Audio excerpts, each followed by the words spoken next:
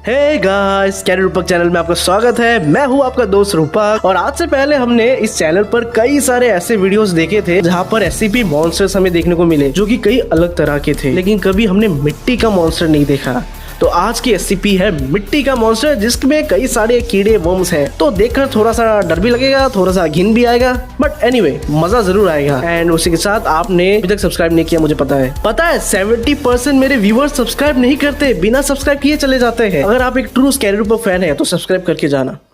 Michael नाम के एक बूढ़े आदमी जब एक सुबह अपने गार्डन में पौधों को पानी देने जाते हैं तो वो ये देखते हैं कि कोने में पड़ा एक पौधा सड़ चुका है। ये देखकर उन्हें समझ नहीं आया कि ऐसा कैसे हो सकता है, कल ही तो इसको देखा था और ये ठीक था। ऐसे ही कुछ दिन बीतते हैं और माइकल नोटिस करता है कि उसके गार्डन के कई सारे पौधे खराब हो रहे हैं। माइकल एयरफोर्स में काम करता था और अब वो रिटायर्ड हो चुके हैं। क्योंकि वो अकेले रहते हैं तो रिटायरमेंट के बाद उन्होंने अपना पूरा टाइम गार्डनिंग पे दे दिया, लेकिन ऐसे गार्डन का बिखरना उन्हें बिल्कुल भी मंजूर नहीं था।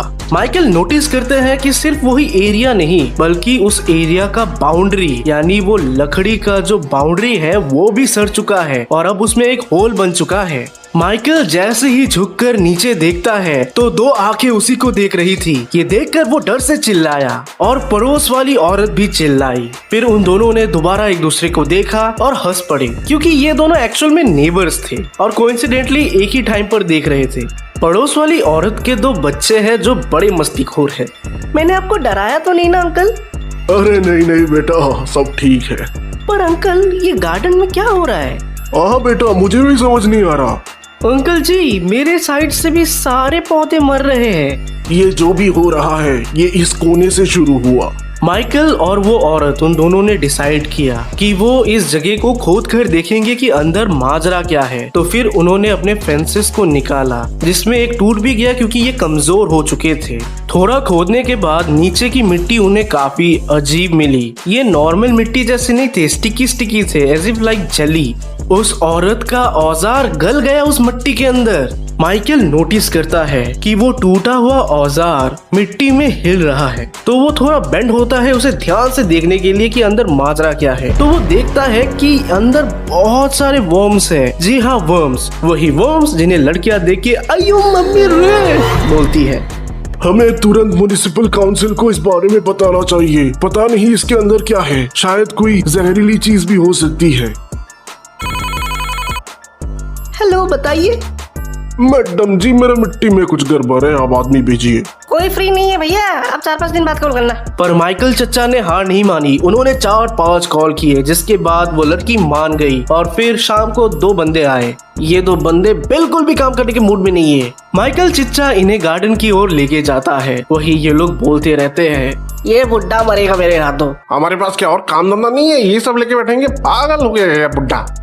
बट सरप्राइज सरप्राइज सरप्राइज, उस होल के अंदर अभी कुछ नहीं है, ना ही वो मेटल और ना ही वो वर्म्स और ना ही वो मिट्टी। सोचने वाली बात है कि ये गए तो गए कहाँ। तो माइकल चचा सोचते हैं कि शायद ये उस औरत का काम है। पागल बुड्ढे, झूठ मूठ का बुलाया। दोबारा फालतू का बुलाया ना, एक चाटा मारूंगा आपको। हट वो सड़ी क्या। अरे भाई, पर मेरे साथ में ये हुआ क्या? क्या सच में ये अपने आप गायब हो गए या उस औरत का काम है?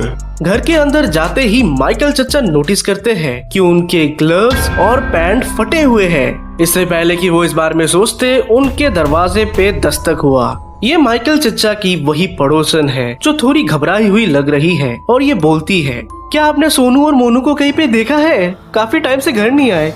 मैंने तो नहीं देखा, बट बेटी तुम घबराओ नहीं, बच्चे आजकल ऐसे ही होते हैं। हम भी बचपन में ऐसे ही घूमने के लिए निकल जाते थे और रात में आते थे, तो तुम चिंता मत करो, वो आ जाएंगे घर। हाँ चलो, आपकी बात मान लेती हूँ, शायद वो जल्दी घर आ जाए, पर पता है वो लोग ऐसा कभी नहीं करते। ये सुनकर माइकल चचा भी सोचने पे मजबूर हो गए कि ये दोनों बच्चे गए कहाँ। ये खबर सुनने के बाद उस शाम को माइकल चचा बार बार खिड़की की ओर देखते हैं सोनू और मोनू की तलाश में। तभी माइकल चचा देखते हैं कि रास्ते पर कोई खड़ा है। कोई आदमी लग रहा है, लंबा चौड़ा, लेकिन काफी अजीब सा है जो भी है ये। माइकल चचा को इस पर शक होता है, तो वो सोचते हैं क्यों ना सामने जाकर देखा जाए कौन है ये बंदा। तो वो बिना बंदूक लिए ही वहाँ बढ़ने लगते हैं। वो सोचते हैं कि अगर उन्हें कोई भी खतरा महसूस होता है तो वो दौड़ कर घर जाएंगे और फोन लगा देंगे पुलिस को। ये हिम्मत कर वो आगे बढ़ने लगे। माइकल चचा काफी कॉन्फिडेंटली आगे बढ़ रहे थे और वो आवाज लगाते हैं,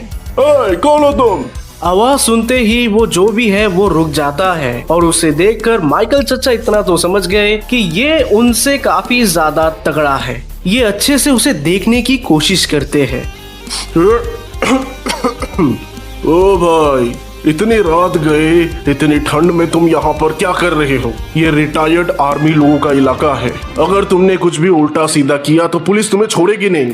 पर वो जो भी है वो डरने की बजाय उल्टा हंसने लगा और उसकी हंसी काफी ज्यादा भयानक थी। ऐसा लग रहा था जैसे कोई राक्षस हंस रहा हो। और फिर वो माइकल की तरफ बढ़ता है। तब जाके अच्छे से माइकल चचा उसका चेहरा देख पाते हैं, जो कि नॉर्मल चेहरा नहीं बल्कि एक अजीब सा मडी टाइप मॉन्स्टर था, जिसके बॉडी के हर तरफ वर्म्स ही वर्म्स थे। माइकल चचा की सांस फूलने लगी और वो डर के मारे घर के अंदर चले गए। हे भगवान मेरी रक्षा कर ले। इसको मेरे पीछे मत लाना, इसको मेरे पीछे मत लाना। ओ नहीं, ये तो मेरे पीछे ही आ रहा है।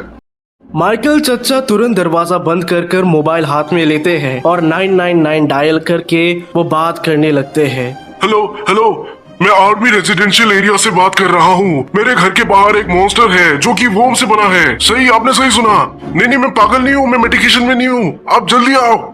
बातचीत होते होते ही दरवाजे पे दस्तक होने लगी और डर के मारे माइकल चचा के हाथ से फोन नीचे गिर गया। तभी दरवाजा गलने लगा और उसके अंदर से निकलने लगे वर्म्स। माइकल चचा समझ गए कि ये मॉन्स्टर अब अंदर आ रहा है। कुछ ही समय में वो मॉन्स्टर घर के अंदर घुस गया और वो घुर्राने लगा।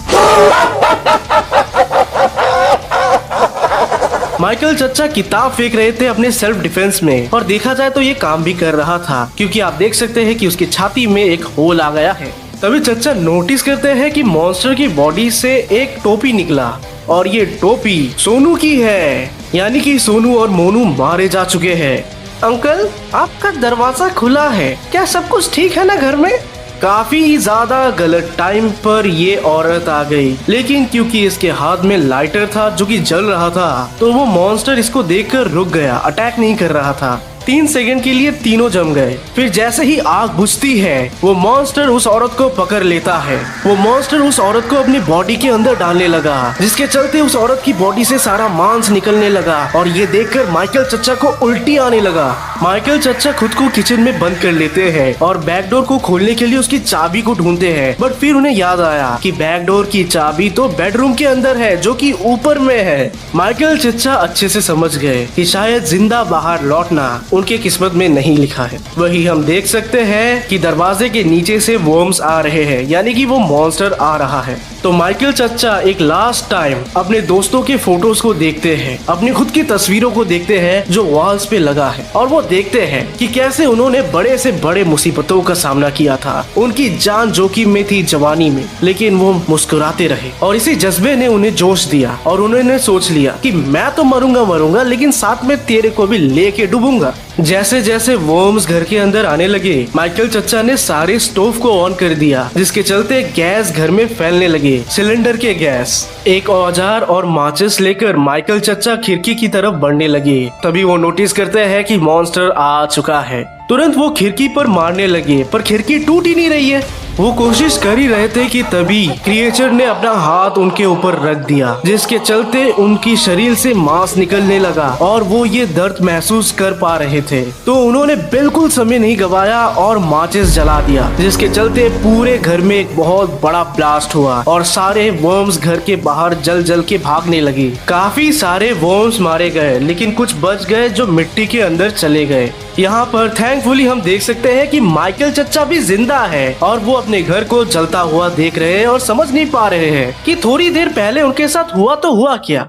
ये है SCP-906 स्कोरिंग हाइव। ये एक बहुत ही पुराना क्रिएचर है जो कि 50,000 साल पहले से इस दुनिया में है। इस पूरे क्रिएचर को जिंदा करने के लिए ओनली वन वर्म ही काफी है। एक वर्म पूरा का पूरा नया क्रिएचर बना सकता है। तो एससीपी फाउंडेशन तो इसको मारने में लगी है, जहां दिखता है जला देते हैं या फिर इसको फ्रीज कर देते हैं। लेकिन रिपोर्ट्स के अनुसार ये अभी भी जिंदा है और आज भी जंगलों या किसी के गार्डन में घूम रहा होगा।